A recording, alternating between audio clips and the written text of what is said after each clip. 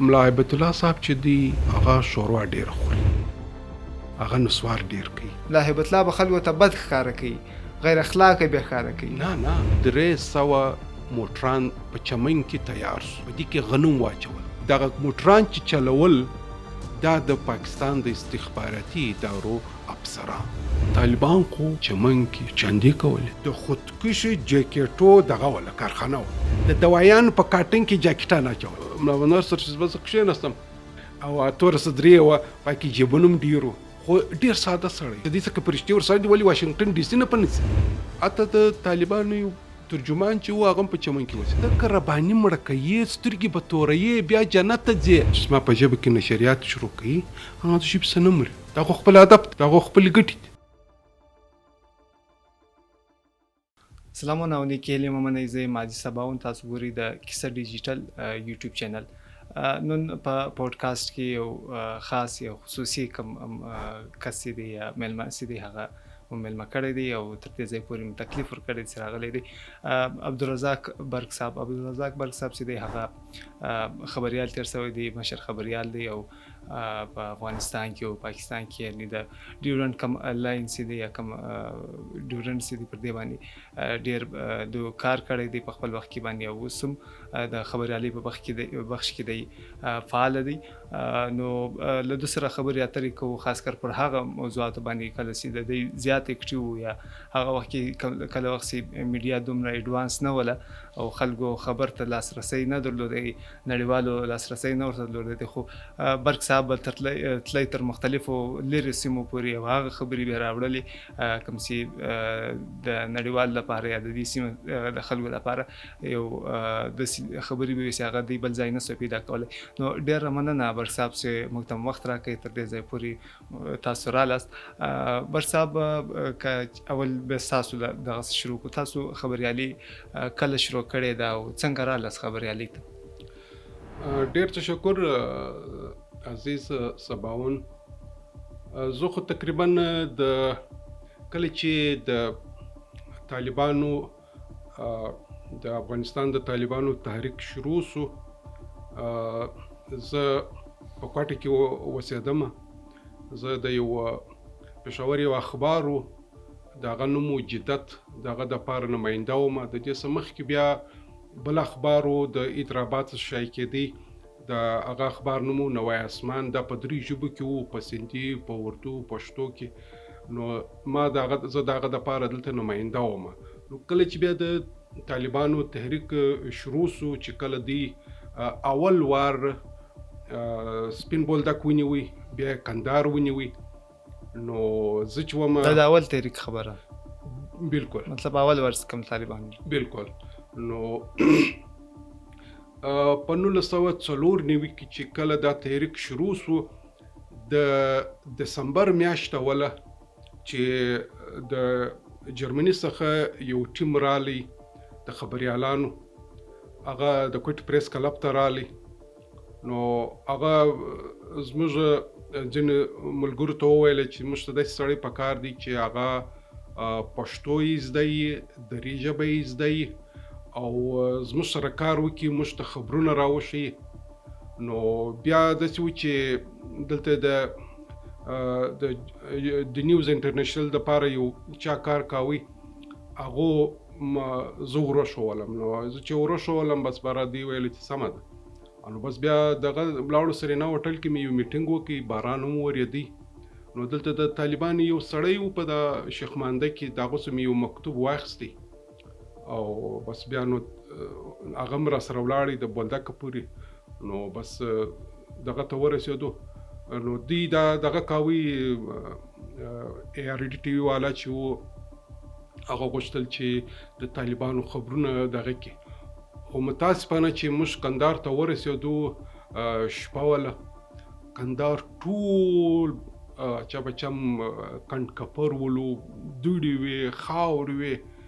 نو موږ هلته بس هغه یو میلمستون و هلته یې وروستلو، هلته دغه سولو. بس سهار هم بیا دغه کوي چې طالبان سره خبرې وکړو. طالبان ډېر سخت غبرګون ښکاره کوي، هغه وایي چې نه کیمره د هغه ده. نو په اول سر کې موږ دغه سره خبرې وکړلې د وکیل احمد متوکل صاحب سره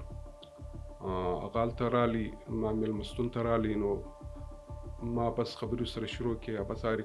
خو هغه ویل چې نه کیمره به نه چلوئ نو بس بیا آخري وارنینګ یې دا راکړي چې تاسو به کابل دغه کندهار به پرېږدئ نو ما ویل چې ولې څه ګناه ده وایي نه موږ دا کیمره نه پرېږدو دا دی هغه ده دا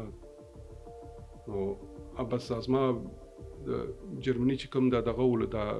4 خبریالانو په کې یو هندی هم ولو کیمرمین او بل خبریال و بل چې هغه هم کیمرمین و موږ بقاعده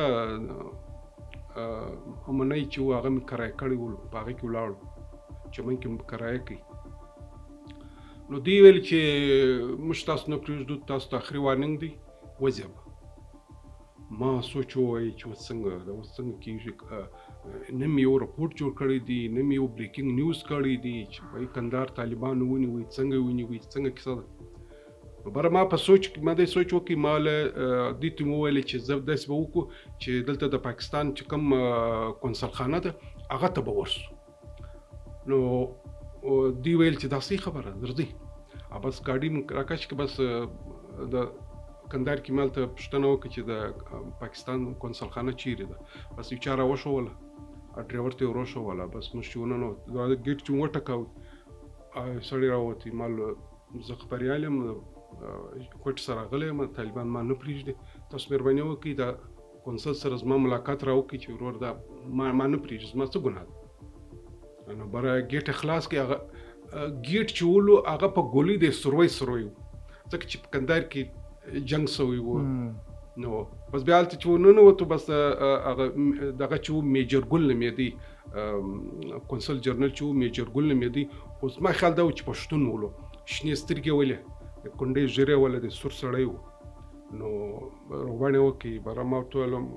وایي خیر ما ورور دا موږ نه پرېږدي موږ کار کول غواړو نو بیا دی ویلې چې ټک شه بس چای راته پیلاو کې دغه دا بره چې ګورم طالبان ته د ټلیفون وکړي دغه ته ویل خبرې ورته ویل ته د طالبانو هغه پلانۍ میلاو هغه هلته راغلی دغه ته قونسل خانې ته راغلی ته دوی ولې نه پرېږدي دا دی هغه پلانه بس بره دوی به په دغه کې د ژوندي عایشې عکس به نه اخلي او بل دوی به په تختپل کې کار کوي یا په ارغنداب کې کار کوي ښار کې به یې نه کوي کندهار ښار کې به نه کوي نه کوي نو موږ ټول ټیک دی صحیح او نو بس بیا دا و بس مطلب هغه شروعات تاسو ننوتلاست نو تاسو مطلب هغه وخت کې تر څو پورې هلته پاتې سوست ستاسو په نظر داسې کم غټ موضوعات چې تاسو هلته کور کړل طالبانو په اول دور کې هلته کې خو دا د ټولو غټه موضوع دا وه چې دوی سرونه نه پرېښول سرونه څنګه نه پرېښول یعنی ژرخریلې نه پرېښول یعنې ویښتان کمېدل دا یو موسیقي باندې سخته پابندي وه په خلکو یې په زور لمونځ کوي 4 واره 15 واره دا موضوع نو ځینې دی خلک ما ولیدل چې هغه ما ته قسم واخیستې چې ما په قرآن چې لمونځ کړی دی اوس یې برته فرق کوي دا موضوع بل هلته کې کندهار تباو دوړې وې هېڅ پرمختګ یو شی نو تباهي وله او کندهار چې هغه مطلب د جنګ د وجې تباو آفرین او بل دا چې دغه چې د کندهار کې چې پر مختلفو دغه خلکو باندې تقسیم و مثلا ګل اغا په یو ځای کې ولو پلانا په بل ځای کې وو پلانا په بل ځای کې وو کندهار سره تقسیم ولو نو دا ډیر دغه موضوعات وو بیا د خلکو سره چې موږ خبرې کولې هغه ویل چې یا دا خو داسې دغه دی هغه به دا خبره کوله چې دا خو طالب خو چې دی هغه د کوټ سره راغلی دی د چمن راغلی دی دې ځای خو نه دی دا خبرې به کولې یعنی لکه اوس څنګه څه خلک هلته فکر دا کوي چې طالبان د پاکستان کسان دي هغه ټیم هم دغه فکر و بالکل د خلکو ویل چې دا دغه ځای راغلی د کوټ سره راغلی دی د پلانه چا ویل چې دلته د دې د خارجه مسؤل چې و ملا عتیق الله نومېدی هغه ماته ویل چې د کور په اجغیبي روډ باندې دی په کوټه کې دی مسره ولو ما سره سبوت خلکو راته ویل او بل هلته ابادیم ډېره کمه وله او خلک ویره وله او د کندهار ټول بلډینګونه په ګولۍ سروي وو نو دونه وحشت دونه بیره وله او دوی بیا څه چمکوي بس دوی به د دې د امر بالمعروف او عن المنکر والا به راووتل وروره بس هلته به خلک ولې دې ژیره کشنې کړې ده ولې دې سر نه دي خریلی ولې دې ژیره کشنې کړې ده دا دی هغه او بس سزا به خلکو ته ورکولې او بس دې د وجې سبب بیا خلک نه راوتل بازار ته به نه راوتل یعنی لکه اوس کوم حالات مو وینو په دویم دور کې د طالبانو کوم دغسې 2020 بعد هلته هم تقریبا یو رقم یو رقم دلته کې اوس د ټول غټه غلطي دا کله چې دا زلمی خلیلزاد صاحب چې و هغه په قطر کې هلته د دې سره خبرې وکړلې د مخکې وویل چې طالبان بدل شوي دي لیکن د هغه ټولې خبرې غلطې ثابت شوې طالبان خو نه دي بدل شوي طالبان ته وګوره چې اوس افغانستان کې دی لکه په 1994 کې چې دی راغلی وو د ژیرې مسله وه د موسیقي مسله وله یو بل خبر به زه تا ته وکړم چې کله موږ پر بولدک ور اوښتلو د کیسټانو دومره مات کړي وو چې ډېره لو غوټه یې جوړه کړې وه هغه یې په درخته راځړولي وو کم کیسټان د ټیپ چې د ټیپ دا د ټیپ وی سی آر والا نه د ټیپ دغه د ټیپ اډیو کم کیسټ جی هغه پاکي هغه نری شان چې دی کنه هغه ژغا کوي دا تور د سپټی هغه دومره زړولي وو چا په چم تا یو ډېره لو غوټه جوړولی سو دا خلکو ته ښکاره کول چې د کته موزیک کوي نو انجام به یې دا وي اوس سوال دا دی چې دا د خلکو اقتصاد ته تاوان ورساوي آیا اسلام رالی آیا امارت رالی ولې هلته کې خلک په هغه وخت کې خلک د لوږ سره مخامخ وو خلک د بیروزګارۍ سره مخامخ وو خلک د ترهګرۍ سره مخامخ وو خلکو ډوډۍ غوښته په کندهار کې په زرګونو ښځې په خرقه شریفه کې ولاړې وې هغو چې دا خلک به چې زیارت له راتلل د هغو څخه خیرات غوښتي په کندهار کې ما داسې ښځې ولیدې د طالبانو په وخت کې چې بادام یې ماتول زما خیال من په 10 افغانۍ وو که په 12 افغانۍ وو هغه بادام یې هغه مغز یې جنجلا کوي هغه خورونه یې جنجلا کوله چې دا به یې وکړله نو په مټې یوه ډوډۍ به دوی په دغه پیسو باندې واخڅه بر صاحب تاسو له مختلفو ادارو سره یعنې غټې کوم نړیوالې کوم ادارې سي دغه که BBC سي که DW دویچه ویله سي او داسې تایلانډ ریډیو سي یا جاپان داسې نور مختلف ادارو سره کار نو دا سره تاسو کار کړی دی په دې کې به تاسو مطلب په دې ادارو څخه کوم غوښتنه وي هغه موضوعات چې کوم داسې یونیک وي یا هغه موضوعات چې ورته ویلی شي چې مطلب څه روان هغه باندې نو تاسو بیا د خبریالي کوله څنګه مطلب مشکل خو وایي یوازې تر کندهاره پورې محدوده واست که بیا تر نورو ځایو پورې خلاص خبریالي م کوله څنګه نو داسې وایي چې بس تلمه یا به مې کله ټلیفون د لارې دغه کوي کار کوي ټلیفون به مې ټایپاوي یا به داسې ومه چې اواز به مې ریکارډ کړي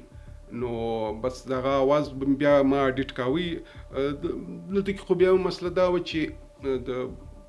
مختلف ریډیوګانو چې وله هغو یو خپل دغه و مثلا په دا شعبه کې به ته موږ ته کار کوي او هغه به مخکې موږ ته ما ته ټلیفون کوي چې مثلا دیني ټلیفون هغه ټیم کې جو ټلیفونونو هغه به ویلی چې پر دې موضوع باندې کار وکړه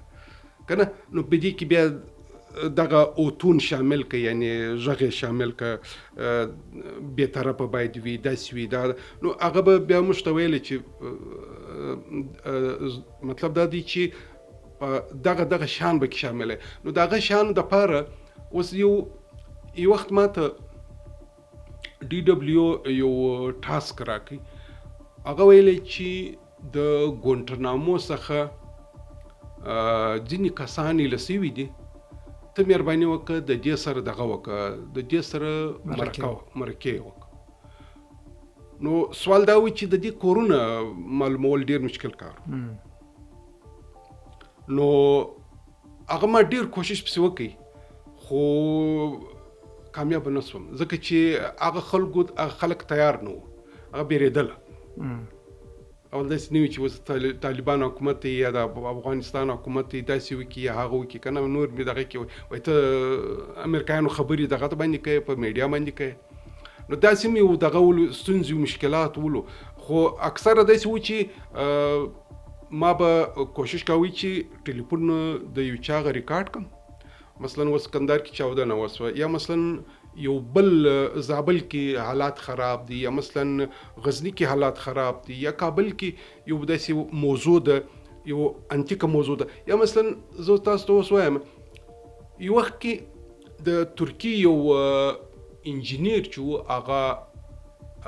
وتښتول سو زابل کې. نو ما داسې کوشش وکړي چې دغه سره د یو دم ما د هغه وخت کې دلبر نومېدی، هغه دغه گورنر د زابل گورنر، هغه نمبر زما سره و. ما یو دم هغه ته ټلیفون وکړي، ټلیفون چې ورته وکړي وم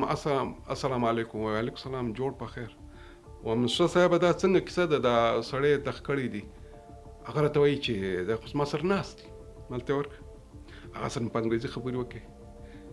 چا بوتې، څنګه یې بوتې، چیرې ساتلې وې. نو دغه چې ما DW ته ورکړله، هغه ویل چې آفرین.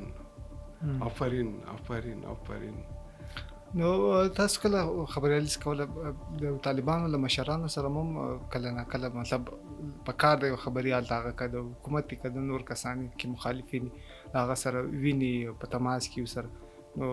له مشرانو سره په خاصه توګه له محمد عمر سره لیدلې دي؟ و یو وخت داسې و چې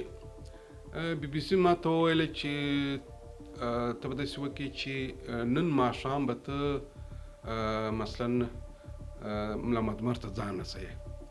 نو مال سمه ده. نو بس کندهار ته ما پیغام واستوي، کندهار والا ویل چې موږ ته موټر درلیږو،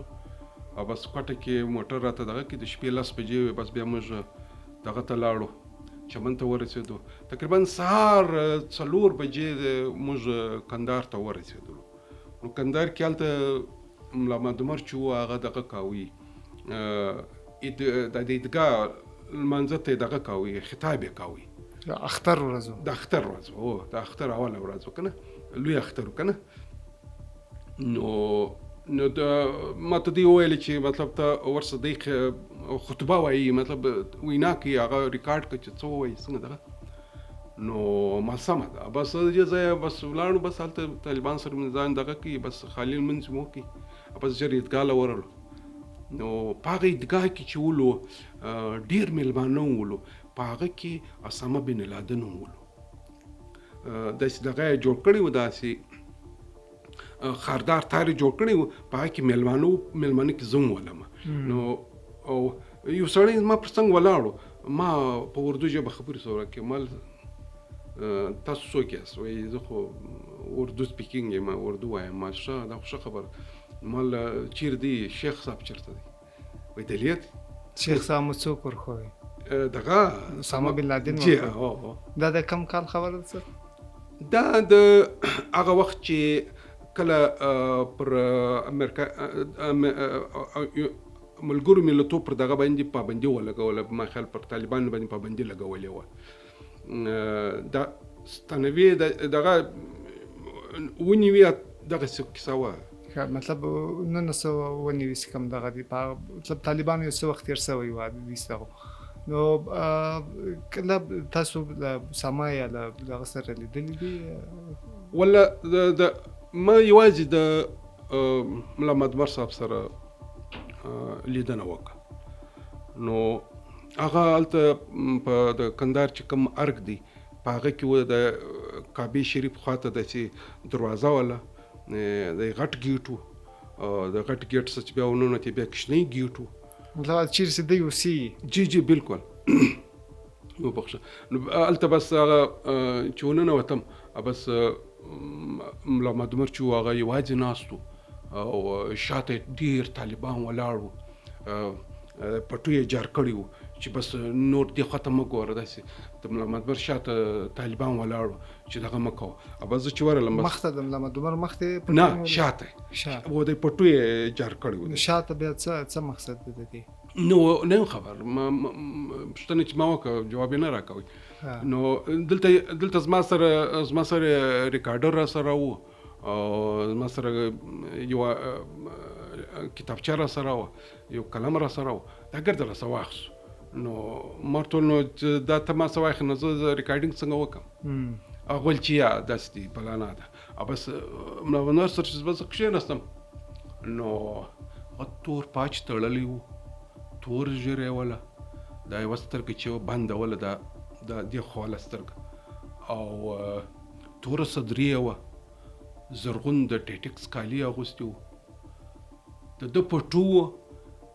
او د ده کالي یو شی وو په یو رنګ یې وو مطلب د یوې کپړې سره جوړ کړي وو او توره صدري یې وه پکې جیبونه هم ډېر وو نو خو ډېر ساده سړی جراب یې نه پښو کولې نه چې دا څه مسله وه جراب یې نه یو په پښو او تور پاجه تړلی ولو او داسې په ځان یې ګوت هم نه ولی مطلب چې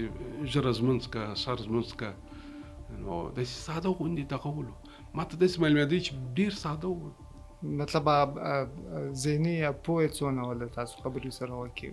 د څه ویل مطلب پر څه موضوعات تاسو خبرې سره وکړي د څه جواب درکړي ولا فکر نه کوم چې هغه به ډېر دغه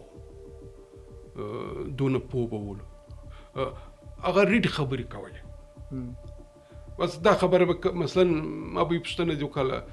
باره به یې ویله زموږ خپله پښه په پایڅه کې بنده ده دا خبره به یې کوله بس داسې د دغه غوندې و داسې خاموشي غوندې ساده پښتو یې ویله او بل ما دته کتله عزیز سباون نو دی په موټر کې سپرېدی د تور لینډ کروزر موټر ولو هغه چې دته رالی ودرېدی ما چې دته کتله یعنی ما داسې فکر وکړی چې دی په موټر کې هم نشي سپرېدی داسې ور وختې لکه کشنۍ چې ورخېږي نابلده ورسره دا خبر نو زه حیران شوم چې ما له د افغانستان د امارت مشر او دوله دغه هغه بیچاره په موټر کې د سپرېدو طریقه یې نه دی زده دا به مال څنګه دا به افغان ملت دا به اسلام دا څنګه نو داسې ډېر ساده غوندې ولو او خبرې ډېر نه کولې تاسو مرکه پر څه حواله وله ورسره زما مرکه خو دغه باندې وه چې دوی باندې ما خیاله په هغه شپو کې ملګرو ملتو پر دوی باندې پابندي لګولې وله او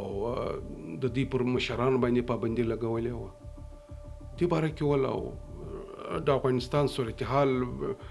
دغه چې او حالات هم ډېر سره دغه و جنګ نه بندېدی د کابل په ډېر مشکل ونیوي په دی کندهار په 1940 کې ونیوي کابل یې په 1996 کې ونیوي نو دغه موضوعات دغه خو بخښنه غواړم هغه داسې لکه اوس مثلا اوس که ته یو دیني عالم سره اوس که ته د مولانا فضل الرحمن صاحب سره خبرې کوې هغه خو هغه ډېر تا دغه کوي تا مطمئنه کوي هغه خو پاکستاني سیاست کې پاته شوی دی او جمهوریت خو بیا څه مطلب هغه چل ول پکې وي نه نو مطلب نه د خبرې دا دی چې ګوره اوس د یو تحریک مشر چې وي هغه باید پوهنه ولري هغه باید سیاست یې زده وي هغه باید مطالعه کړې وي که نه اوس دغسې افغانستان کې اوس ته راواخه مثلا نور عالمان راواخه اوس هغه نو چې دوی مړه کړل اوس هلته یو هغه ریحان صاحب ولو هغه نو بیچاره چې مړ کړي اوس هغه څنګه خبرې زده وي بل لري مزه دا اوس دلته په دا اوس په افغانستان کې دا یاسین فهیم چې دی دا راپورته شوی دی ځوان دی او ډیر ښه چې هر ځای ولاړ شي خلک زړه غواړي چې د سره خبرې وکم یعنی ملا محمد عمر صاحب داسې نه و لکه یاسین فهیم لکه ریحان صاحب په افغانستان کې چې اوس مثلا په کندهار کې دا دغه ډیر ښه عالم ولو دا ملا لاجوره خوند وکنه هغه ډیر شي دغه کول خو دغه ما نه ولیدي مطلب سوشل نه یو رقم نه سوشل نه ولو داسې ساده غونې سړی ولو بس ریډي خبرې کولې تاسو خبره وکړئ چې ما حال ورکړی او دې ته ورسولم نن سبا که چیرې څوک ورځي و طالبان اوسنی کوم مشر سي دی د هیبت الله نو هغه مطلب د هغه په پرتله ملا محمد عمر ته تګ اسانه نو زما ستاسو خبر څه داسې دغه کیسې څه ریپورټونه چې مو ویلي دي چې ملا هیبت الله سره که څوک په لیدل غواړي یا هغه ځای څو خلک سره تر کومه پورې ما اورېدلي یعنې ډېر په مشکله ورسي مخته کوم کسان چې دي هغه د هیبت الله سره نو طالبانو کوم اول مشر سي ملا محمد عمر اخوند سره سره ستاسو خبر ما دا اندازه واخیستې ډېر په اسانه خلکو سره ملاوي نه په ډېر مشکل و محترم ما ډېر سپارښتنه وکړه ما ډېر سپارښتنه وکړل داسې اسانه نه وه نو هغه داسې و چې ما ډېر د دې چې د کوم دغه وزیر خارجه و هغه سره ما تماس ونیوی داسې نور ملګرو سره د دې په دې کې چې کوم ملا محمد عمر د کوم داسې ډېر خلک چې هغه سره سوخي ډېر درلودي پر ملا محمد عمر باندې هغه سره ما رابطه وکړم لرزره اوس فی الحال چې کوم کسان دي زیات مطلب واکو اختیار لري یا خبرې چلی یا خبرې منل بالکل هغه رقم ناس دغه څه وو مطلب دا و چې اصل کې بل دا یو په شپو کې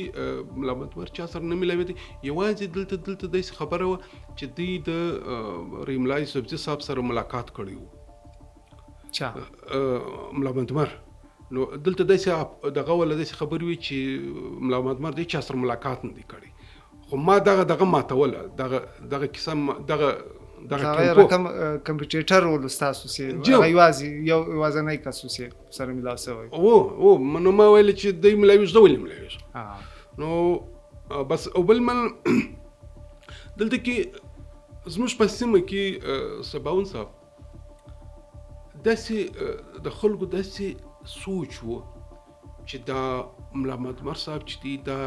یو دغه دی یو ولید دی یو داسې یو ډېر پوه دغه دی داسې هر د مملکت کم صدر سي یا وزیر اعظم سي هغه تخلاصي نو په دې کې څه غټه خبردار کعبه شریف په دغه خرکه شریف تا ته پښتون نه دی معلوم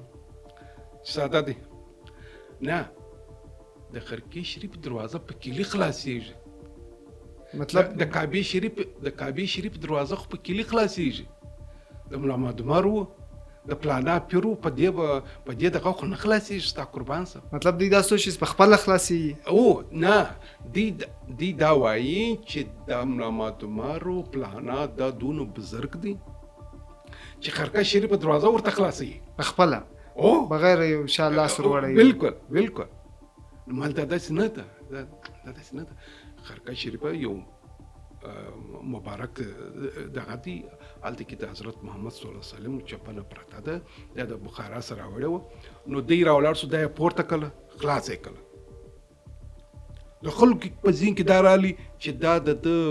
چې دی ډېر بزرګ دی او بل خبره بیا دا کېدله ول دغه چې دی دا طالبان چې دی دا پرشتي دي دا چې کله دغه ته ورننوتل کندهار ته ورننوتل دا خلک ګرد بیرام پراتو دا بیرام پراتو ولې چې دې سره پرشتي ورسره نو ما ورته ویل چې دې سره پرشتي ورسره دی ولې واشنگټن ډي سي نه پنځي نه رښتیا د خلک بېهوشه سوي دا بېهوشه سوي وو خو دا دی دوا په پاشلې وه چا په پاشلې شاباش دی د طالبانو شاته چې څوک ولاړو څوک چې طالبان راوستلي وو هغه دوا پاشله په ټول ښار کې مطلب داسې نه دی هلته پاشله چې ګوره اوله خبر خدای ته په دې خبرې سباون چې دا تحریک څنګه شروع شو دا تحریک داسې شروع شو چې 300 موټران په چمن کې تیار شو، په دې کې غنم واچول. د طالبان اول طریق دا موټران تیار شول. په دې موټرانو کې دا تقریبا 300 موټران به ولو. دا موټران کې دی غنم واچول. د طالبانو د تحریک د شروع کېدو څخه مخکې د امریکې نائب وزیر خارجه راپیل هغه راغلی و کندهار ته، هغه راغلی و د رباني ته، په هغه وخت کې رباني به مجاهدینو دور د هغو سره خبره کړې وه چې دوی دغه کار شروع کوي. یو انجو یې مخ ته راوسته. انجو دا کار و چې موږ غنم دغه ته رسوو، ترکمنستان ته یې رسوو. د پاکستان د ټلویزیون یو نفر و، هغه ما په کراچي کې ولیدی، هغه په جنگ اخبار کې لیکم کوي، نوم به نه اخو. هغه د پاکستان د ټلویزیون سره کار کوي هغه وخت. هغه وایي چې دا 300 موټران تلله، په دې کې زم شاملوم. ډرایور په توګه؟ نه، زه دغه وم، کیمرمین. موږ دا رپورټ جوړاوی چې د چمن څخه موټرانو قافله روانه سوه، ترکمنستان په مخ روانه سوله، د کندهار د هرات پر لار بځي. نو دی ویله، دې سړي ماته وویل، دې سړي دا ریپورټر دا د پی ټي وي د پاره چې کار کوي، هغه ژوندی دی. هغه ویله چې زموږ په قافله کې د ملا محمد عمر موټر هم شامل و، په یو قافله کې، په دا قافله کې ملا محمد عمر هم ناستو. اوس اصلي خبرې ته راځو. کله چې دا قافله دغه ته ورسېده، د بولدک ته بارډر څخه کراس و، په دې کې د رازق اکا منصور خان منصور ورته ودرېدی چې دا قافله چې تاسو روانه کړې، تاسو ته چا څه اجازه اخیستې ده؟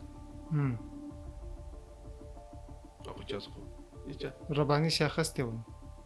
نه، رباني سره خو دا خبره کړې وه. سوال دلته دا دی چې هلته کې په هغه شپو کې خو د رباني واکمني خو په کندهار کې بولده کې خو نه وه. څوک؟ منصور. نو دی دا قافله چې ودروله، په دې مابینځ کې طالبان رالو، دا خواصم رالو، د دې خواصم رالو. دې خواص خو په قافله کې شامل جو دا خواصم رالو، چې رالو دغه سره جنگ شروع کی.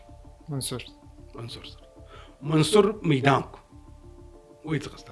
الله دی موټران پسې وځغلول چې وځغلول دی ونیوي کنده د هوایي ډګر سره ونیوي. چې ونیوي بیا د مړی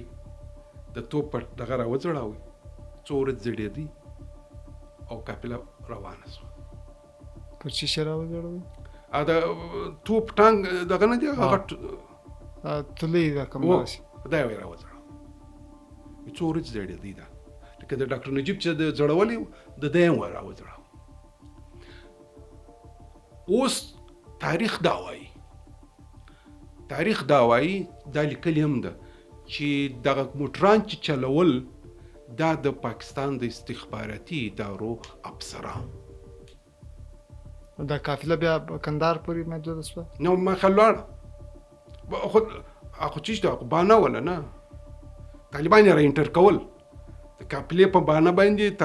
طالب یې رد نه کوي. هغه بس شروع سولو، بولدک یې ونیوي، تختپل یې ونیوي، پلانه یې ونیوي، بس شروع ولو، بس دغه شروع ولو. دلته چې دی دغه کوي، کله هلمند نیولې، کله پلانه نیولې، کله بس دغه شروع ولو، بس د 4 نیوي څخه بیا د 5 نیوي پورې بس روانو. سب دا شروعات پیل له دې ځای سره وروسته له بولدک سره جو او دا موټران چلول به پاکستاني چارواکي وو، دا د استخباراتو خلک وو. دا تاریخ وایي. په دې باره کې ثبوت موجوده دی. بل کندهار کې چې ولو بیا وروسته بیا د کندهار کې چې بیا ولو د اسامه بن لادن د پاره د دې د امریکایانو د نیولو د پاره بیا ډیر لوی سازشونه وسو. بیا د سی ای مشر چې ولو د اسلام آباد کې ناستو او د طالبان حکومت چې د قائم شو د سی ای مشر په اسلام آباد کې ناستو. هغه پټي دغه درلودي شبکې درلودي. هغه د طالبانو سره ملاقات کوي. د سی ای مشر کتاب هم لیکلی دی. ما خیال د کتاب نوم دی اتیا ورځې د کندهار 88 days in کندهار. دا مشر د سی ای زما خیال د سی ای مشر یو چارواکي کار ماستر کوم ځای پورې ویل دی سی ای کې کار کوي بالکل. او بیا هغه لیکلی دی چې موږ په طالبانو کې د توړ پیدا کوي. نو موږ د طالبانو دغه چې ملا جلیل راوغشتي دی وی د دغه سورس یو سړی د هغه نومې ماخستې دي. په هغه کې ویلي دي چې زموږ سورس چې زه په جهاز کې راسپورس ولم کوټې ته رالم. دلته په کوټه کې دغه چې ملا جلیل و او بل دغه ولو د یو بل د دې مخل عثماني ولو. نو د دې سره د میټینګ وکړي. په اخر کې دا سړی وایي چې موږ د عثماني په جیب کې سټلایټ ټلیفون ورواچوي. هغه ته دا خبرې وکړي چې تاسو به دغه په خلاف اپریشن شروع کوي د اسامه بن لادن. نو دی وایي چې ما سټلایټ ټلیفون د په جیب کې ورواچوي. بیا د دې سره میټنګان کوله. نو یو بل د اسامه بن لادن یو بل غټه موضوع دا و چې د طالبانو په حکومت کې دوی 3 مرکزونه جوړ کړي ولو افغانستان کې. یو په درونټا کې وو. درونټا چیرې ده؟ جلال آباد کې. درونټا کې وو. یو په ځاځي کې دا پکتیا زما خیال. او یو د کندهار د هوایي ډګر سره یعنی ډیورن لاین ته نږدې وو دا ټول درې سره. او دی دغه دام تاریخ دی. دا ځای جوړ کړي. په دې کې دی خلکو ته ټریننګ ورکوي. خو د سی ای ای چې کم دغه وو د سی ای ای چې کم کسان وو هر ورځ د درونټا د ځاځي او د هوایي ډګر دلته کې چې دی کم ټریننګ خلکو ته ورکوي اسامه بن لادن د دې راپورټ شولو د سی ای کسان دلته په کندهار کې په کندهارو په جلال آباد په پکتیا کې چې الته موجود وو. دی هر ورځ راپورټ چې سی ای ته ورکوي. هغه سی ای دغه چې ولو هغه په اسلام آباد کې ناستو. نو یو خدا دغه دی د ودی ته تنخواوي چې وي په امریکن ډالر کې ورکولې. د هر سی ای چې کوم غړی ولو چې دی ته د دې چې کوم مخبران و دی ته راپورټ ورکوي د میاشتې $10,000 ورکولې. او دی باقاعده کوټ ته برالو. د کوټ سبب په جهاز کې تلل اسلام آباد. د کوم ځای کسان د امریکایانو کده دغه سیمه خلک دا ورورکه دا د امریکایانو خلک نو دا دغه ځای خلکو مطلب سیاست صرف کار کوي. کار کوي او دی یعنی دی به تنخواهی په دغه کې وصولولې په ډالر کې وصولې په اسلام آباد کې په جاز کې براتل برته دا ټول دغه چې ان دا ټول معلومات چې ولو دی ورکول. او کله چې بیا د طالبانو دغه چې ولو د طالبانو حکومت چې په 2001 کې دی ختم کاوي په هغه کې 310 او 310 د سی ای افسران او تقریبا 10 بولو هغه جاسوسان ولو او بي 52 په دې د طالبان په حکومت پختن کول کې دغه 3 فیکټر چې دی غټه ونډه واخیسته. هغه څنګه؟ هغه داسې چې دوی خپل خلک لګولي وو سی ای ای. هغه ته موټرسایکلان ورکړي وو، هغه ته پیسې ورکړي وې، د طالبانو ځای نه ورښول. هغه مقامي خلک مقامي خلکو هغه ته ورشول نو دی چې به رپورټ ورکړي چې په طالب ټکانات چې د طالب ځای چې دی په کندهار کې پلاني ځای کې دی بالته بمبار وکړي نو بس په دې کې تر ټولو غټ کردار چې ولو دغه 310 کسانو په موټرسایکل کلی په کلی ګرځېدو او دغه ورکو معلومات ورکول او د دې معلومات ورکول په بل طریقه دی نو کوم په دا طریقه مات کو چې د دې جاسوسان ډیرو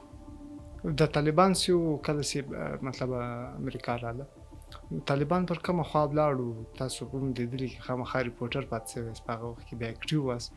نو د خاطرالو زه اوس هم اکټیو یم او مطلب هغه ټیم کې زیات اکټیو واس د نن په پرتله باندې هغه ټیم کې تاسو زیات اکټیو واس به خاص نظر ور باندې حالت موجوده واس نو طالبان لاړو پر کومه طالبان خو ما په خپل سترګو ولیدل چې زه په هغه ورځ ما د جاپان ټلویزیون سره او د بي بي سي سره ما کار کاوه ډېر طالبان چې هغه کوټ ته خاطر رالو په پټه رانه وتل دلته د دې دغه ولو بیا دلته دی په پټه وسیدل بیا د دې رابطې د نور سره وسولې هغه ته د وسلې ورکولې د ټریننګ ورکوي د دغه ورکوي دی خو ښکار خبره د بل خاطر نه ستللی او ځکه چې دی خو امریکایانو دهشتګرد پیژندلی وو بل ځای ته نه ستلی بس پاکستان کې کوټه کې ولو چمن کې ولو پلانې کې ولو خو داسې و چې په پټه وسېدل ماته زه د طالبانو یو دغه طالبانو دا اوس یو مشر دی نوم به نه خو هغه په چمن کې وسېدی نو په یو کلی کې وسېدی نو دا اوس یو چا پشته دغه عزیزان هلته په کلی کې په چمن کې وسېدل ما معلومات څوک نو هغه راته ویل چې دا بیچارهګان دومره بیرېدل چې خپل قوم به بدل کړي خلکو ته به ویل چا ورته ویل چې تاسو څوک یاست چا ته به ویل چې موږ ساکزي بیا چې به هغه دغه بابا دا څوک پراته دي دا څوک دي که نه خو د دې اړیکې د قطر د دفتر سره وي قطر دفتر خو بیا وروسته نه سو خلاص په اول سر کې خو نه چا چې قطر جوړاوي چا چې د قطر دفتر جوړاوي له هغه سره اړیکې بالکل نو بیا ما یو چا وویل چې کله دغه سړی دغه چارواکي چې په چمن کې اوسېدل ډېر خلک وو حتی د طالبانو یو ترجمان چې و هغه په چمن کې اوسېدی دا ذبیح الله مجاهد نو هغه په بدل نوم باندې نو بیچاره دغه لیکن دغه اصلي نوم دغه نو ده معلومات دا وایي چې د اصلي نوم دا نو مطلب دا اوس کم نوم ده بالکل اصلي نوم نه دی دا میډیا وایي اطلاع ده کنه چې دا نو بیا هغه سړی چې هغه چارواکي چې کله په قطر په دفتر کې دته مطلب دغه چوکۍ ورکول بیا د خپل ورونه وروغوښتل دغه ته قطر ته وروغوښتل دی پر کومه لار تلو مطلب هلته بیندې و دا خو دنیا ته معلومه دا خو دنیا ته معلومه ده ورکه اول خبر دا ده سباون چې کله دی د قطر د دفتر سره قطر دفتر ته تلله خبرې کولې دا خو 2 کاله د خبرې روانې وي اول خبر دا ده چې دی د چا پر پاسپورت تلل او دغه پوښتنه زما ونه پر کومه لار تلو لار خو دغه د چیر پاسپورت لري هغه ځای څه بدیږي اصل کې بخښنه غواړم زموږ سیمه کې چې دی د افغان په نوم او د اسلام په نوم خلک وژل کیږي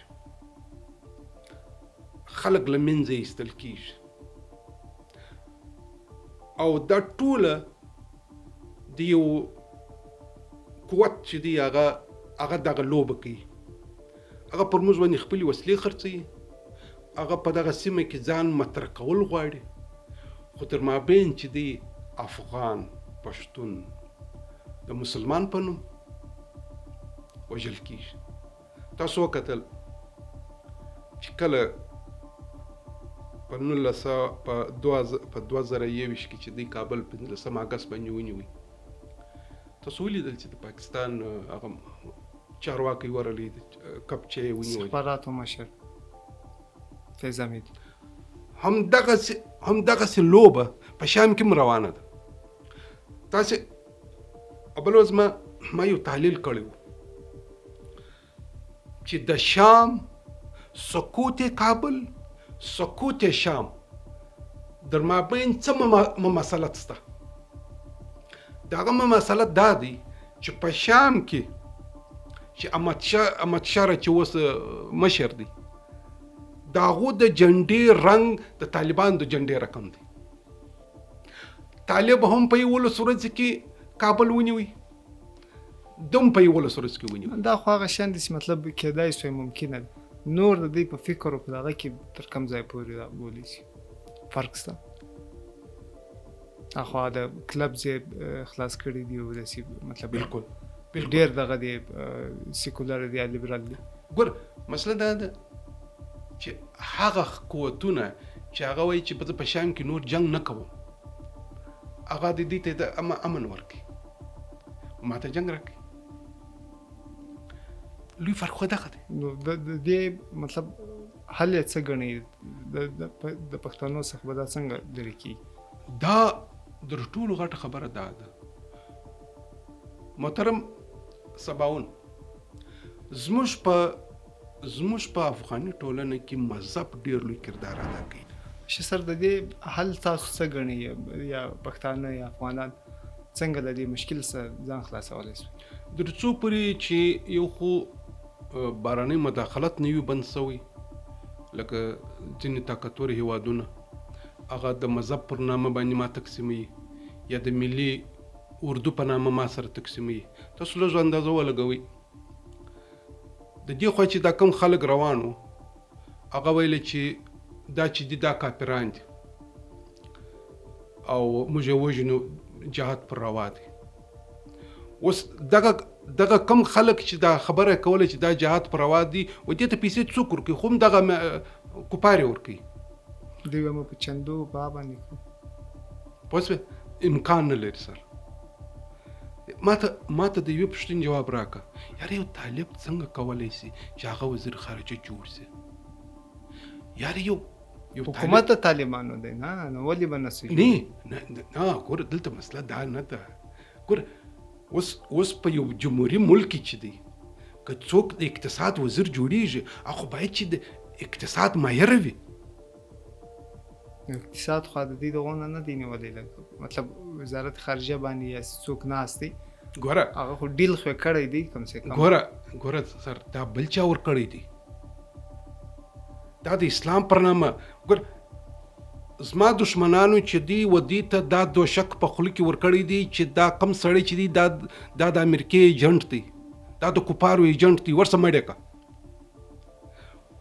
وهغه ته څه وایي هغه ته وایي چې دا پلانې دی دا خو دهشتګرد دی مړی کا در مابین څوک مري خو زه مرم. تر څو پورې چې زموږ په سیمه کې نړیوال قوتونه د مذهب پر نوم د ملیت پر نامه یا په نور معنا باندې په دا معنا باندې چې د مذهب په نوم د ملیت په نوم په موږ کې مداخله ونه کړي موږ یو ځای نسو کېدی. بل د څو پورې په موږ کې خپل شعور نه وي راغلی. تاسو د رباني د وژلو دپاره ته خبر یې دوی څونه طریقې وکړي دغه د افغانستان یو پخوانی سفیر دی هغه کتاب لیکلی دی تاسو به نوم اورېدلی نه هغه عمر داودزی او څوک هغه دغه کې په اسلام آباد کې د افغانستان سفیر هغه اوس کتاب لیکلی دی هغه دغه خبره لیکلی ده چې د رباني د وژلو دپاره د دې څنګه طریقې وکړي. یو سړی یو ځوان هلک یې ورولېږي هغه ته ویلې چې زه د طالبانو غټ سړی یم د رباني صاحب سره زه خبرې کوم. وای دغه سړی دغه ځوان هلک یې کرزي ته واستوي کرزي ورته ولجري ودغه ته ورواستو رباني صاحب ته ورواستو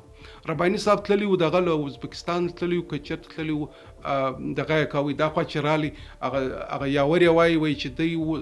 رباني ورته ویلی و چې لس منټه زه کوم لس منټه ماته وخت راکړه زه د لږ آرام کوم و هغه چې هغه ورته ویل چې سیده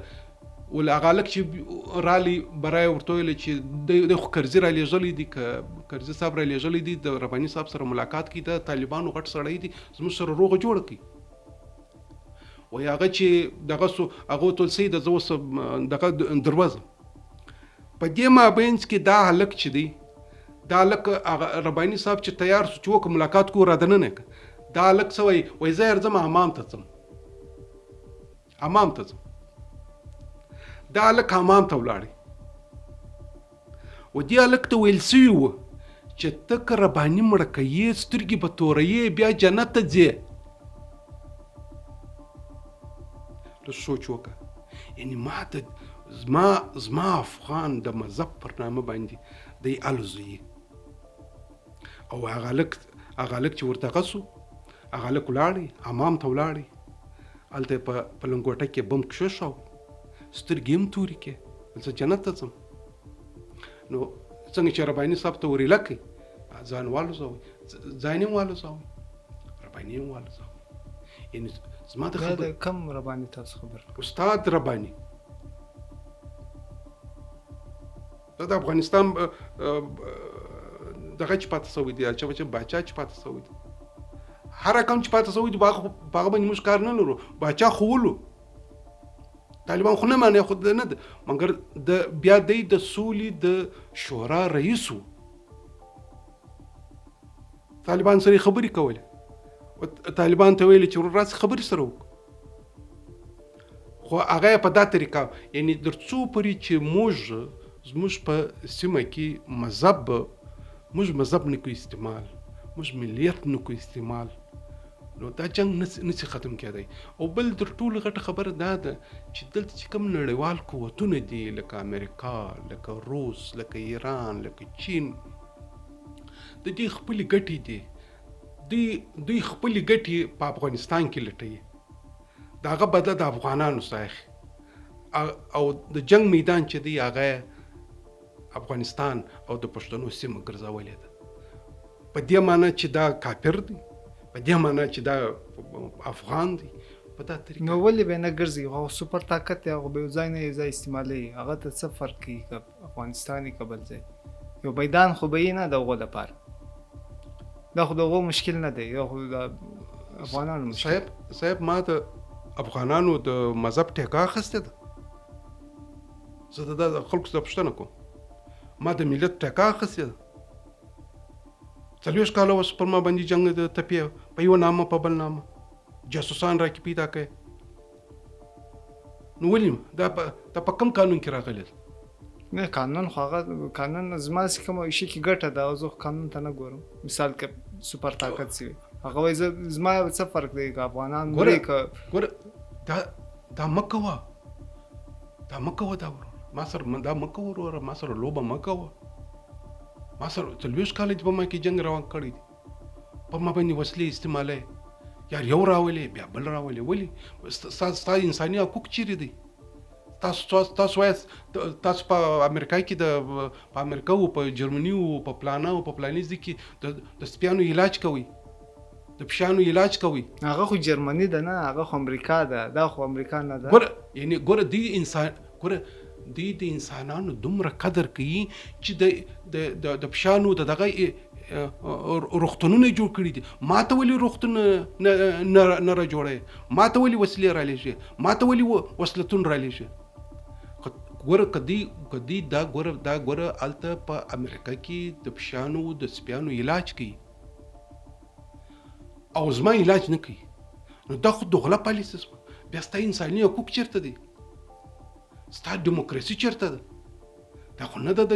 دې حال چې وروره بس زه سوپر پاور یم او بس زه به په شام کې هم جنګ کوم زه په عراق کې هم جنګ کوم په پلانا کې هم جنګ کوم په افغانستان کې هم جنګ کوم دا خو د دې مسلې حل نه دی چیرته دا ملګري ملتونه چیرته دي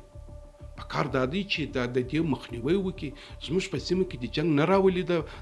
د مذهب پر نامه باندې، د ملت پر نامه باندې. دا د دې حل نه دی وروره. دوی په خپل ګریوان کې وګوري. زه مې انسان یم، افغان مې انسان دی، امریکن مې انسان دی. نو که تاسو د انسانیت حمایت کوئ، تاسو د انساني حقوق حمایت کوئ، خو زما حمایت وکړه. زه د لوږې مرم. تاسو د په امریکا کې د نن و خلکو او انسانانو ته انساني حقوق ورکوي، د دنیا ټول قومونه هلته کې اوسېږي، او هغو ته هر څه مراعات ورکوي. نو چې هغو ته ورکوي، افغان ته ولې نه ورکوي؟ شب د طالبان سي دی واري راتلل تلبي ورکم تاسو کیسه سی ول سي 300 موټران دا واریم تقریبا هغه کیسه نه ولا دا واریم دغه خاصه شروعات وسو ورلو دا ور څنګه کیسه تاسو خپل په چمن کې پاتې سوي اسنه نو زیات یان سیدا زه ګوره یو خبريال خو چې دی هغه دغه خو رسایي زیاته وي، مطلب هلته موجوده او بالکل په دې خاطر مسله دا ده طالبانو ته کابل ورکول شو. طالبانو دغه نه دی نیولې، کابل ورکول شو. امریکایانو ورکي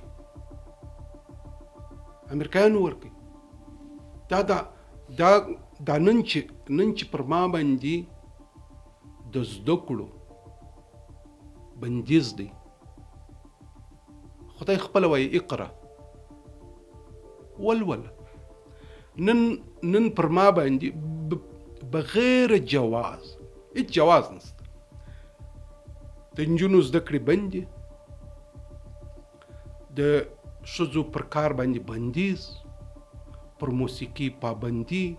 پر ټلویزیون پابندي. دا خو دی کې تر ټولو لاس د هغه چا دی چې د دوی سره په قطر کې معاهده وکړه، تړون یې لاسلیک کړي. د دې ذمہوار خو هغه دی وروره. ما پوښتنه پر دوی د راتګ پورې ول دا وریم دی هغه رقم رالو څنګه رالو؟ بالکل د دې د راتګ دوی خو کابل دروازو ته راورسېدل. له چمن څخه کله دی تلو، له چمن رالو پر هغه خوا رالو، کله چې بولک نیوي دروازه سي نیول. بالکل څنګه وینول؟ داسې ونیول چې دوی د شپې د غسل مکل د شپې ورننه وتل بولتک خواته د هغو سره جنګ وکړي. د کومې خوا ورننه وتل؟ د دې خوا لکه په 2001 کې چې د هغه وخت د حکومت خلک د شنه نري سره ننوتل، دوی هم دغسې ننوتل. د امریکا کوم قافله سیوا غم له دې لارې ورله. بالکل شنه نري سره داخله شول. شنه نري سیمه کوم ځای دی؟ دا دلته د پاکستان د توبه تګزیز د خواته داسې شنه نري مځکه د علاقه ده د افغانستان سره دغه لري. دلته دوی ورننوځي، په اساني سره ورننوځي. هلته کوم ولسوالۍ ته ننوځي؟ ډېرو کېدای شي کندهار، زابل په دې دغسې دغه وي. دا خبره یو سړي ما ته وکړه. دا یو سړی و، هغه نوم جانان ولو. هغه د دې په موټران کې وړله. طالبان نه، هغه په 2001 کې چې کله د امید کرزي خلک ننوتله، هغه په خپل موټر کې دی یو وړل د شنه نري د لارې. هغه ډریور ما ته وویل، ما ته ته د کوم ځای ننوتې؟ هغه راغلی چې دی یې ورسول، کندهار ته ور داخله کړل، بولدک ته ور داخله کړل، دی برته رالی. نو ما په چمن کې ولیدې. ما ورته وویل چې څنګه څه کیسه وه، دا څنګه ننوتل؟ ما خپل ډاټسن چلوي، ما په ډاټسن کې دی یوړل، په سلاو ډاټسنه و په دې کې مو واچول، بولدک ته کندهار ته ورسول. ما ته خو کرایه راکول. نو دی چې دی هم بل دا دی خبره دا وه، طالبان خو په چمن کې چندې کولې، په چمن کې د دوی کمیسیون ناستو. کمیسیون ما سره ټریننګ سنټر سي نه ول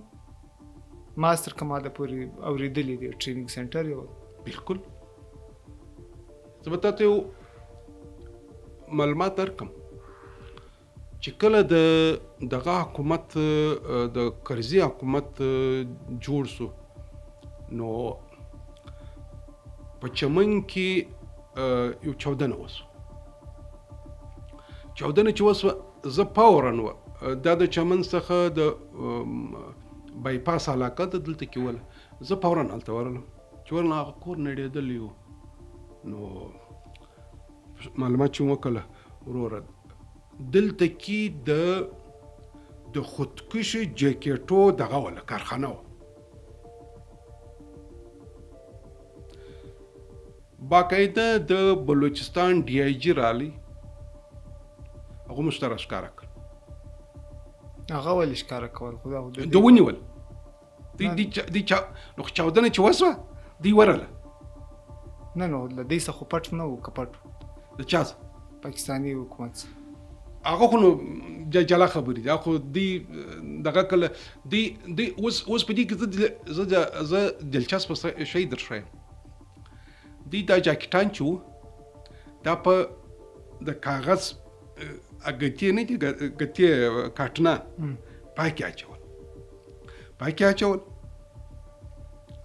په هغه کې باندې اډرس به دی لیکي چې دغه جاکټان چې بتلل در بارډر به تیرېدله پر هغه باندې اډرس لیکلی و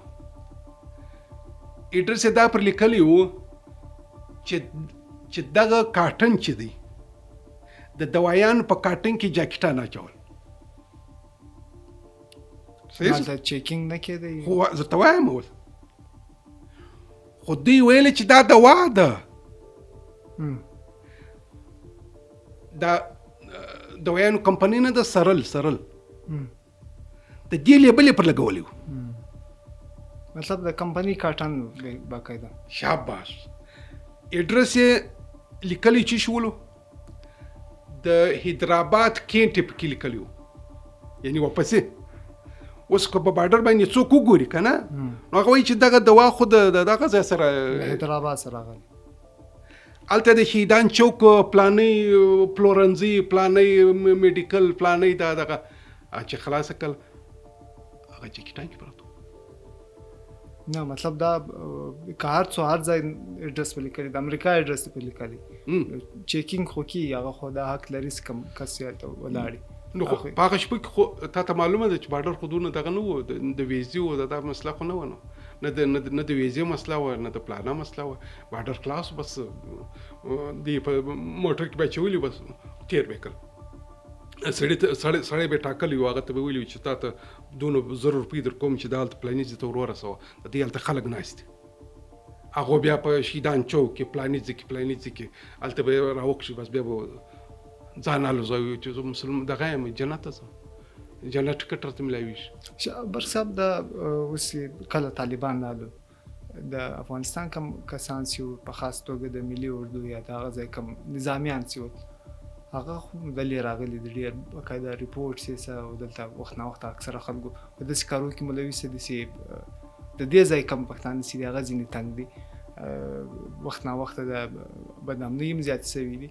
راغلي هم دي کسانو تر کومه د پرسمال سیمې له خلکو سره خبره کړې چې هغه دلې مختلفو کم غټ کسان چې هغه ساتي روپۍ ورکوي روپۍ نه مطلب خرچه ورکوي یا د دې په نس یې ماړه کړي داسې کسان به هم وي لکه څنګه طالبان اوس دی دلته بالکل سته دا خو ستا او بل دا دی چې داسې اطلاعات وایي دا به اوس نوې تیاري نوې دغه ورته تیاري نوې جوپه ورته وایه که قافله ورته وایه بس بیا تیاري او دقیق نو مطلب دا دی چې جنگ درول نه غواړي افغان وژنه درول نه غواړي افغانان نور تباه کوي بس دا دی اوس پرون دغه په د اسلام پر نامه وژل کېدم نن به بس د ملي اردو په نامه مړه کېږم چاودنې دي دغه دي او دا خو بل تر ټولو غټ خبر دا ده چې د دې او د کوم څوک چې طالب سپورټوي هغه شاته یو ډېر لوی قوتونه ولاړ دي هغه چې هغه غواړي چې دوی راشي دلته ټریننګ وکړي ولاړ شي هلته جنګ وکړي زما وسلې خرڅ شي زه په دغه سیمه کې مطرح یم. مطلب فی الحال دا سلسله درېدلې ده داسې نه ده چې ختمه شوې ده. نه دا امکان نه لري چې ودرېږي ځکه که دا جنګ درښایم چې درېدلی دی. نه جنګ خو نه درېږي. اوس هم جنګ شروع دی. ښکاره خبره ده ته ما دا ووایه چې د افغانستان د کندهار څخه څوک دغه رالیږي بمان رالیږي پلانا کوي د دې خوا څه چې ورلیږي دا څه ګوره که چیرې دوی وایي چې موږ جنګ ختم کوي پلانا ختم کوي تر ټولو غټ سوال دا دی چې داعش څنګه اوس په افغانستان کې فعال دی. نه یو خو د داعش خبره ده یو هغه جنګ ده که د طالبانو د کوم دغه ځای کوم حکومت چې سره اخته و اوس خو څه داسې نشته په افغانستان کې یوازې به داعش نه چریکي حملې دي هغه خو هغه د داعش کوي او بل کوم د مقاومت کوم جبهه سي دغه څه کوي بل څوک خو نشته هغه هم د خال یو ځای په هفته کې په اونۍ کې یا په میاشت کې یو ځای مطلب دا دی چې جنگ ونه درېږي افغان وژنه روانه بل مسله دا ده اوس ځینې خلک بیا دا وایي چې قطر کې چې کوم تړون د دې سره سوی دی هغه وایي په ښکاره جلا خبرې دي پټ دروازو شاته نور خبرې دي اوس خلک دا هم وایي او خو بیا هم ټوله د پړې ګوته چې د هغه نړیوال قوتو ته درېږي چې تاسو نه غواړئ چې افغانستان کې ورور وژنه بنده شي تاسو نه غواړئ چې په جنوبي ایشیا کې چې دی جنگ بند شي تاسو نه غواړئ چې یو انسان پر امن ژوند وکړي دا څنګه کېدای شي چې د سړی را روان دی ورور هغه مدرسه کې سبق ویلی دی مسجد کې سبق ویلی دی او هغه وایي چې زه وزیر خارجه یم د اقتصاد وزیر یم زه پلانا یم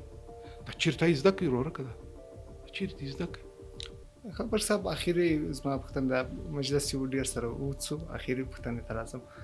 اکثره خلک که څه هم زما زیات وخت نه کیي په خبریالۍ کې 15 کاله شاوخوا هم کیي اکثره خلک دا تور پورې کوي چې چیرې مطلب لکه دا تاسو خبره وکړئ چې نړیوال طاقتونه دي بیا د دوی دا سوال یا دا یو رقم تنقید دي چې دغه نړیوال کم طاقتونه چې هغه میډیا ادارې جوړې کړي دي تاسو ورته جاسوسي کوئ یا تاسو خبر ورکوئ یا تاسو مدې کې یو حصه اخلئ نو د خبریال په توګه دې کې تاسو څه دغه لرئ څه نظر لرئ د عامو خلکو دا څوک په میډیا باندې زیات نه پوهېږي یا پوهه کمه هغه دا تور پورې کوي چې د دې ځای کم خبرونه چې هغه هم تاسو یو رقم کردار پکې ادا کوئ د نړیوال کم غټ کم کسان دغه برتانیا سي امریکا سي نور کم غټ طاقتونه هغه لپاره خو تاسو هم کار کوئ یا تاسو هم هغه خبر ورسوئ نو وګوره ورورکه یو جاسوسي کول دي یو خبریالي کول دي خبریالي خو داسې ده ګوره ورورکه چې هغه د یو موضوع حل ورښیې د یو موضوع شا او مخ ته کنسټرکټیو کم جرنالیزم چې دی مطلب خواته چې دی بالکل لیکن په دې کې شک نشته چې ځینې خلک ځینې قوتونه زما د ژبې څخه نه مري زما په ژبه کې نشریات شروع کوي زما د ژبې څخه نه مري دا خو خپل ادب دی دا خو خپل ګټې دي مثال په توګه څه ګټې کېدای چې اوس امریکا د معلومات خلکو ته ورکوي اشنا ریډیو یا ډیو ریډیو جوړه کړې ده ګورو د دې پروپاګاندا کې څه کوي ګورو ورکه دا ګوره معلومات خلکو ته ورکوي لیکن یو خبره ده چې په تاریخ کې تر ټولو زیات پښتو چې دا اوس چینلونه لري او دا ګټه پښتون افغان ته رسیږي د دنیا د غټ قوتو سره دا وخت پښتو نشریات کیږي د دې ادب دا دی چې په پښتو ژبه تاته د خپلې سیمې معلومات درکړي یو ډېر ښه تحلیل تاته درکړي مثلا اوس لري مده اوس مثلا دغه د 3 کال بعد هندوستان چې دی هغه د طالبان سره رابطه ونیوله په دې معنی باندې چې هغه د دې سره اړیکې د پاکستان سره اړیکې په معنی خراب دي البته په زما دښمن زما دوست یا د سیو دغه دی اوس دلته اوس هغه اصلي خبرې ته زه تاسو ته راځم. اوس یو اداره یو رسنۍ دغه د طالب او د هند اړیکې چې دي 3 کاله بعد تا ته سپېړي، تا ته څېړنه کوي، تا ته دقیق تا په پوهوي چې د هند مقصد څه دی، د طالب مقصد څه دی چې د اړیکې سره ونیولې. نو دغه کچېرې تا په یو داسې انداز باندې یو عام افغان، یو عام پښتون چې هغه په غره کې اوسېږي، چې هغه یو رسنۍ دا معلومات ورکړي، په دې طریقه یې پوه کړي چې دغه اړیکې چې دي یا افغان ته نقصان رسي یا ګټه رسي. نو دغه معلومات چې ورکول دا خو ډېر ښه کار دی. ښه کار خو دی. زه په هغه کې زه نه وایم د عامو خلکو کم فهم چې دی یا داسې کم دغه ځای نه اخلي چې مطلب دا اړیکې دا خبر چې دی دا امریکا ورکوي. مثال په توګه وایس اف امریکا چینل یې ورکوي. وایس اف امریکا خو امریکې ګورنمنټ یا سټیټ یې چلی. نو امریکا په دې کې کم انټرست لري، خو هغه شی به صحیح ده، په سل کې به یو 90% به خبر یو 10% خو خپل انټرست هم کې ورچو یا خپل کم د افغانانو کم ذهن سي دي هغه د بدلولو لپاره یا د هغه چې هغه د څو کې په دې د دې فیصله په حق کې د ولر سي یا خلاف ولر هغه شی هم به کې ورچو. قدرمن د ډیره د خوشحالي خبره ده. ګور میډیا چې ده د خلکو ذهن جوړي. زه تاسو یو مثال درکوم. وسا یو رسنۍ د هغه د شپې 10 بجې باندې اورېدونکو ته وایي موږ ته ټلیفون وکړه، خپل مشکل بیان کا، خپل خبره بیان کا، خپل دغه وکړه. نو ګور دا په یو معنا کچیر امریکا خپل ګټه لري، خو ما ته خو ګټه راورسول. زما आवाज زما ورور رسوي. هغه څوک چې ریډیو اوري هغه ته خو رسېږي، حکومت ته خو رسېږي. که امریکا چیرې ګټه لري خو ما ته هم ګټه رسېږي. مطلب ګټه لري هسې یو دغه دی پکې دی، خپل مقصد خو پکې دی نه. مقصد کوي که نه ګوره سباون د ټولو غټه خبره دا ده چې زما په ژبه کې زه په خپله ژبه ګایېږم. زه دا وایم چې نن په کندهار کې دا کیسه د طالب دا کوي یا پلانۍ دی کوي یا دی کوي. یعنی زه هغه خپله ګوره په طالبانو په حکومت کې خو خبره نه شي کوي. مثلا ته رسنۍ نه شي هلته په عکس پابندي ده، مثلا په رسنۍ پابندي ده. مثلا خو که چیرې یو سړی راولاړېږي هغه په کندهار کې ناست دی په بل نوم ووایي چې صاحب نن خو په کندهار کې دا موضوع ده یا داسې کیسه ده دا خو ښه کار دی وروره. ټیک دی امریکا چې هر څه کوي او دې کې خو زما ته خو ګټه خو ما ته رسېږي، معلومات خو زما پیغام چې دی حکومت ته رسېږي. زما په خیال سره دا خو یو ډېر ښه کار دی. که دی هر هدف لري خو زما ژبې ته خو خدمت کوي. زما ژبه په دنیا کې اچا بچم په ملګرو ملتونو کې زما ژبه ویل کېږي، په مسکو کې مثلا ویل کېږي، په ډېرو لوی ځای کې زما ژبه ویل کېږي. صحیح ده دی به خپل مقصد لري لیکن زما په ژبه ویل کېږي. دا په یو معنا زما دا دی چې دغه ریډیوګانې دغه رسنۍ چې ډېر شوي دي دا ګټه لري تاوان نه لري. او د خلکو ګور اصل کې د رسنۍ چې کم تعریف دی هغه دا دی خلق خبرول، خلق پر لار برابرول، خلقو ته لار ښوونه کول، د خلقو سات تیاری کول. نو دغه رسنۍ چې دي دا خو دغه کار کوي، تا ته بهترین خبرونه درکوي، ستا په ژبه کې درکوي. په افغانستان کې کوي موضوع وي پر هغه باندې تحلیل تاسو ترکي هغه وایي که طالب د هندستان سره دغه وي کې اړیکه ونیسي یا که طالب د امریکا سره رابطه وکړي یا دغه کوم خبرې چې دي دا کوي نو دا خو زما په خیال سره دا خو د قام په ګټه کې دي د ژبې په ګټه کې دي دا چې دوی څه دغه لري هغه د سره دغه دي لیکن دا یو غټه ګور دونه خلک ساتل او هغه ته تنخواه ورکول د خپل جیب ورکول زما په جیب خبرونه نشر کول دا ما په خیال سره دا یو غټه کارنامه نه ده تاسو پوښتنه کوم کارنامه خو دا بیرته هغه خبر هغه ځای ته درېږي چې یو څوک دی چې ولې دونه مصرف کوي ولې دونه دغه کوي نه دوی څه زما لغه ماخذ دی دوی څه زما پښتون که چیرې په یو غره کې اوسي یو شپانه دی دوی د هغو څه غه ماخذ دی هغه ته خبر ورسي هغه که د هندوستان او د طالبانو په تعلقات خبر سي که نه سي خبر دوی ته څه ګټه رسي ګټه خو رسیږي دوی ته څه ګټه رسي نه دا کم چینل چې جوړ کړی دی اوس مثال ډېر ښه دته دا ګټه ورسېده چې دا خبره چا کړې ده په ټول دنیا کې و خلکو ته د معلوماتو ضرورت دی هر انسان دا غواړي چې د پاکستان آرمي چیف چې دی هغه څنګه ژوند کوي دغه روزمر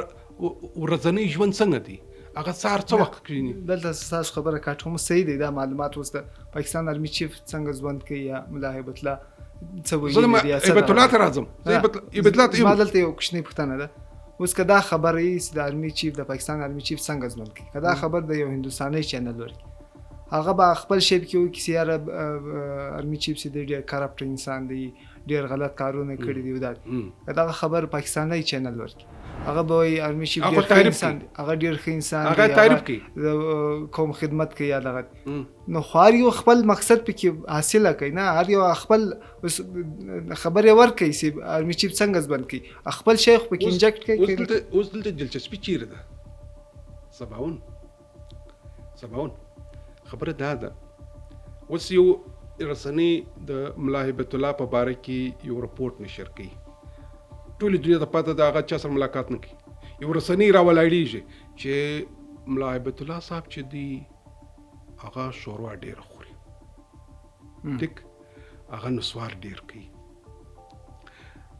هغه د چا سره نه میلاویږي اوس دغه دوه معلومات چې دي د خلکو دلچسپي پکې زیاته شوه چې ودرېږه دا څه وایي یو دی سړی چې چا سره ملاقات نه کوي فوټو نه ښکاره کوي پلانا نه کوي نو دغه معلومات کول دا په بذات خود دغه ادارې یو کامیابي نه ده او بل دغه خلکو ته چې دا معلومات رسېږي دا یې کامیابي نه ده چې زما په ژبه کې دوی ماته د ملا هیبت الله معلومات راکوي آیا دا ګټه نه ده ګټه خو دا بېرته هغه ته غلې نه چې اوس بي بي سي ملا هیبت الله د شروع چانم بنا خو مطلب هغه یو دغه دی اداره مطلب یو غټه اداره غټه د سټیټ په لیول باندې هغه کار کوي هغه د ملا هیبت الله د شروع او د نسوار سره کار مطلب یو وجه خو به پکې نه دی به خپل شی پکې انجکټ کوي ملا هیبت الله به خلکو ته بد ښکاره کوي غیر اخلاقی به ښکاره کوي نه ګوره د رسنۍ کار رواج دا دی ما هغه کوم تعریف چې ما تاسو ته وکړي که نه چې خلکو ته اطلاع ورکول د خلکو سات تېرول نو بل دا دی دغه رسنۍ په دا ژبه کې د کومې ژبې دپاره چې نشریات کوي نو د هغه د ژبې په هغه د کوم ژبې ویونکي چې دي نو د هغه په باره کې خو باید چې معلومات وکړي او خپل اورېدونکو ته یې وړاندې کړي ګټه خو په دې کې زه فکر نه کوم چې د درې تعریفه ما ته بیان کو چې د خلکو سات تېرول خلک پر لار ټو ایجوکیټ انفارم دغه دی کوم نیوز چې دی هغه بالکل نالج بالکل نو دا هم د هغه رسنۍ دغه دی بل نو په داسې انداز کې چې یو سړی د چا سره ملاقات نه کوي د چا سره خپل فوټو نه ښکاره کوي دلته په هر چا په ذهن کې دغه چې ولې دا ملاقات نه کوي، ولې دا هر چا سره فوټو نه اخلي. اوس مثلا د افغانستان چې کوم دغه دی مطلب سیاسي مشران دي مثلا پلانې دي پلان دا هر چا سره عکس اخلي مګر هیبت الله نه اخلي. خو دلته په د خلکو کې دننه دلچسپي ده، ځکه دلچسپي ده چې هر څوک غواړي چې یو څوک پر ځان په لیکه راګرځولي بندیزونه یې لګولي چې نه کول، نو د خلکو دلچسپي ده چې ولې نو په داسې انداز کې چې هلته ولې وي او یو اداره راولاړېږي د هغه په باره کې معلومات دغه کوي، نو دا خو ډېر غټ کار دی. دا خو ډېر فکر نه کوم چې دا د دې به خپل دغه مقصد وي، معلومات خلکو ته ورکول دي او خپل ځان په خلکو کې مطرح کول دي. برته خبر راځي چا وویل پلانې وویل، خپل ځان په دنیا کې مشهوره کول دي. بل مقصد خو زما په خیال سره نه دغه مقصد دی. ډېره مننه برق صاحب، موږ ته ډېر وخت راکړی او ستاسو وخت مو ونیوی. ډېر خوندور مجلس وسو. انشاءالله پر روان وخت کې بیا له تاسو سره ملاقات کوو، بیا به داسې مجلسونه کوو. ډېر تشکر، ډېره مننه چې موږ خوارانو ته مې وخت راکړی. که موږ داسې یو خبره سوي چې ستا په مزاج باندې سمه نه لګېدلې د هغه په غواړو. نه دا ستاسو خپل بیان و، زموږ کوم دغسې نه دی، هر کس آزاد دی خپل کوم دغسې دی هغه بیان کې خپل بیان ازادي لري. ستاسو خپل بیان و مو به ولې خوا به بدو. ډېر تشکر. ډېر مننه.